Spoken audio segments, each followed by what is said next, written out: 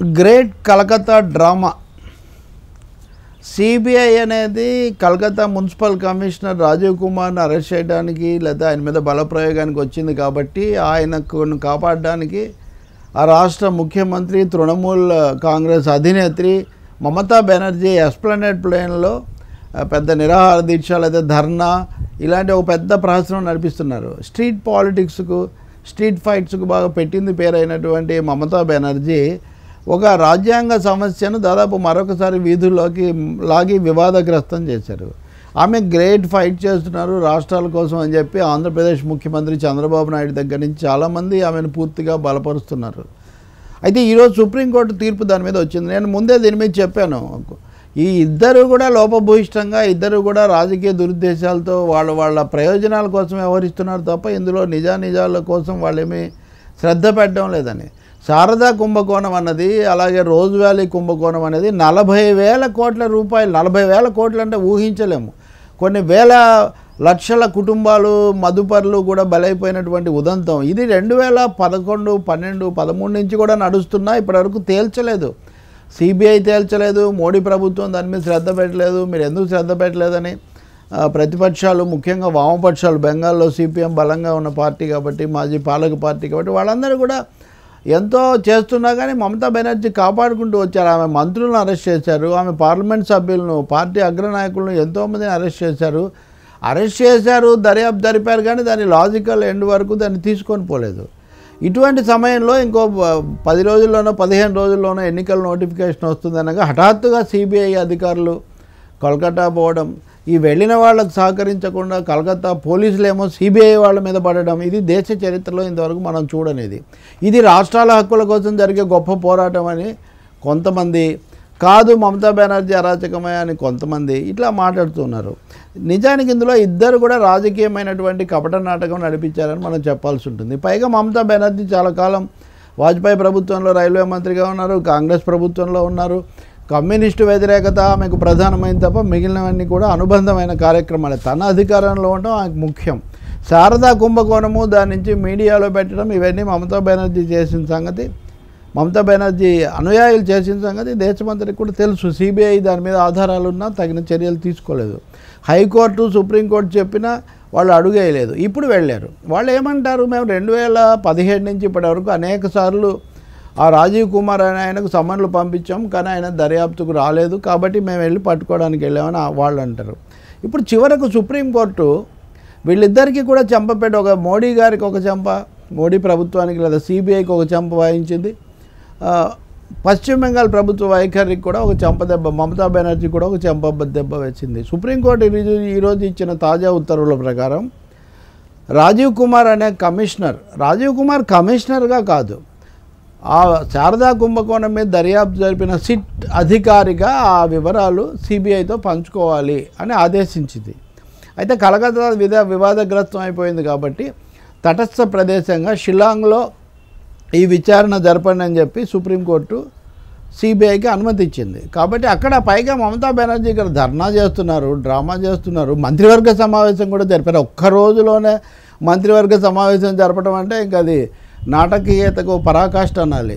బయట ఇంత ధర్నా చేస్తున్న ఆమె ప్రభుత్వము సుప్రీంకోర్టు ముందు మటుకు మేము హాజరు కావడానికి ఏం వ్యతిరేకం కాదు, మేము సిబిఐకి సహకరించడానికి సిద్ధంగా ఉన్నామని చెప్పి అక్కడ నోటీస్ ఇచ్చారు. అంటే అక్కడ పూర్తిగా లొంగుబాటు, ఇక్కడేమో పూర్తిగా వీరంగం తొక్కటం. ఇదంతా కూడా ఎన్నికల ముందు రాజకీయ ప్రచారంలాగే మనం భావించాల్సి ఉంటుంది. రాహుల్ గాంధీ మమతాను పూర్తిగా బలపరచడం మీద కాంగ్రెస్లో కూడా భిన్నాభిప్రాయాలు ఉన్నాయి. చాలా ప్రాంతీయ పార్టీలు, ముఖ్యంగా సమాజ్వాదీ పార్టీ, తెలుగుదేశం పార్టీ లాంటివి, బిఎస్పీ, వీళ్ళందరూ కూడా సిబిఐ కేసులు ఎదుర్కొంటున్నారు. వీళ్ళందరూ మమతా బెనర్జీని బలపరిచిన మాట నిజమే. కానీ దేశంలో ఒక 3 పార్టీలు, ముఖ్యంగా సిపిఎం అనేది మోడీ ప్రభుత్వము మమతా కలిసి ప్రహసనప్రాయంగా రాజ్యాంగాన్ని అపహాస్యం చేశారు. ఇద్దరు కూడా కమ్యూనిస్టులను మమ్మల్ని దెబ్బతీయడానికే ఇదంతా చేస్తున్నారు. మొన్న బెంగాల్లో మొదటిసారి ఓటమి తర్వాత సిపిఎం వామపక్షాలు చాలా బ్రహ్మాండమైన పాత రోజుల స్థాయిలో ఒక ప్రదర్శన జరిపారు. దాని మీద కేంద్రీకరణ లేకుండా మమతా చుట్టూ తిప్పడానికి ఇది ఒక మ్యాచ్ ఫిక్సింగ్ అని చెప్పి సిపిఎం విమర్శ చేసింది. ఇద్దరు కూడా రాజ్యాంగ హద్దుల్లో నడుచుకోండి అని కూడా వాళ్ళు చెప్పారు. కేసీఆర్ తెలంగాణ ముఖ్యమంత్రి కేసీఆర్ ఈ విషయంలో ఎందుకు స్పందించలేదని కూడా నన్ను ఇంగ్లీష్ మీడియా వాళ్ళు ఎవరో అడిగారు.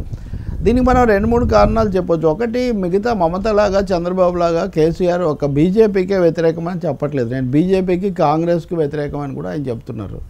మనం గుర్తు చేసుకుంటే మమతా బెనర్జీని ఆయన ముందుగా కలుసుకున్నారు తన ఫెడరల్ ఫ్రంట్లో భాగంగా. కానీ ఆయన ఇప్పుడు మమతా బెనర్జీని బలపరచడానికి ముందుకు రాలేదు. ఎందుకంటే ఈ బ్యాచ్లో ఆయన లేరు. చంద్రబాబు, రాహుల్ గాంధీ, మమతా బెనర్జీ బ్యాచ్లో కేసీఆర్ లేరు.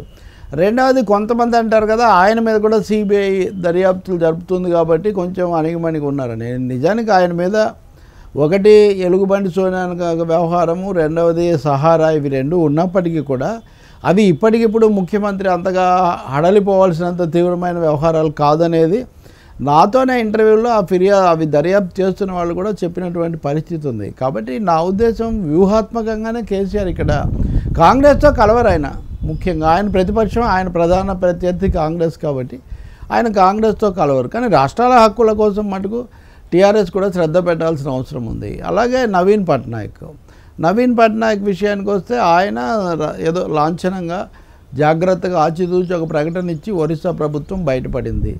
ఏదేమైనా ఇప్పుడు సుప్రీంకోర్టు తీర్పు వచ్చింది కాబట్టి ఈ కపట నాటకాలు, రాజకీయ ప్రహసనాలు పక్కన పెట్టి అన్నీ అటు బెంగాల్ ప్రభుత్వము, కేంద్ర ప్రభుత్వం కూడా సుప్రీంకోర్టు తీర్పు ఆదేశాల స్ఫూర్తికి అనుగుణంగా వ్యవహరించడం చాలా మంచిది.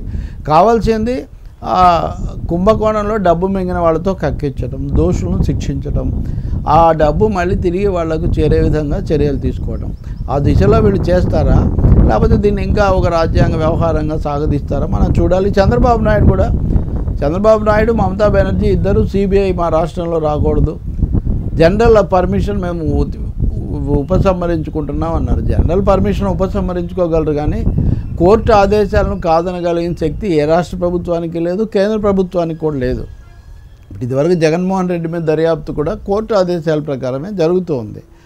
ఇప్పుడు శారదా కుంభకోణం కూడా సుప్రీంకోర్టు, హైకోర్టు రెండు దీంట్లో ముడిపడి ఉన్నాయి. చంద్రబాబు నాయుడు కూడా లేదా ఆంధ్రప్రదేశ్ ప్రభుత్వం కూడా ఎన్ని చెప్పినా కానీ అంతిమంగా కోర్టు ఆదేశిస్తే ఇప్పుడు ఎన్ఐఏ రాకుండా వాళ్ళు ఆపలేకపోయారు కదా జగన్మోహన్ రెడ్డి ఉదంతంలో. కాబట్టి కేంద్రం దూకుడును, రాష్ట్రాల మీద పెత్తనాన్ని, హక్కుల మీద దాడిని మనం ఎదుర్కోవాల్సిందే.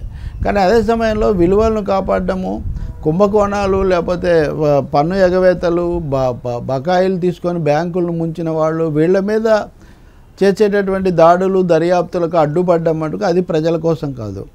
రాష్ట్రాలైనా కేంద్రాలైనా ప్రజల కోసం ఉన్నాయి తప్ప ఆయా రాజకీయ పార్టీల ప్రయోజనాల కోసం కాదు. తాము బాగున్నప్పుడు, ఉదాహరణకు ఇదే మమతా బెనర్జీ మీద 2017లో బీజేపీ కేంద్రం ఇవన్నీ చేస్తున్నప్పుడు చంద్రబాబు నాయుడు వాళ్ళతోనే ఉన్నారు కదా. ఇదే సిబిఐ లేకపోతే కేంద్రము బెంగాల్ ప్రభుత్వం మీద దాడి చేస్తున్నప్పుడు వామపక్ష ప్రభుత్వం మీద మమతా బెనర్జీ బీజేపీతోనే ఉన్నారు కదా. కాబట్టి ఇక్కడ ఎవరు అధికారంలో ఉన్నారు, ఏ పార్టీ అనేది కాకుండా భారత రాజ్యాంగం దేశాన్ని రాష్ట్రాల సమాఖ్యగా నిర్వచిస్తుంది. కాబట్టి రాష్ట్రాలను కేంద్రం గౌరవించాలి. అదే సమయంలో రాష్ట్రాల్లో ఉన్న ప్రాంతీయ పార్టీలు, ముఖ్యంగా జాతీయ పార్టీలను బీజేపీ, కాంగ్రెస్ ఎవరైనా సరే, కమ్యూనిస్టులు ఎవరైనా సరే, రాజ్యాంగం ప్రకారం ప్రజలకు జరగాల్సిన న్యాయం జరిగేటట్టు, అట్లాగే అక్రమార్కులు వేల కోట్లు మింగిన వాళ్ళు ఎవరైనా సరే వాళ్ళ మీద చర్య తప్పకుండా ఉండేటట్టుగా చూడాలి. సిబిఐని అభాస్పాలు చేసినటువంటి మోడీ ప్రభుత్వం కూడా ఈ పరిస్థితికి బాధ్యత వహించాల్సి ఉంటుంది. కానీ ఇప్పుడు మటుకు కోల్కతా ఫుట్బాల్ మ్యాచ్కి పెట్టింది పేరు.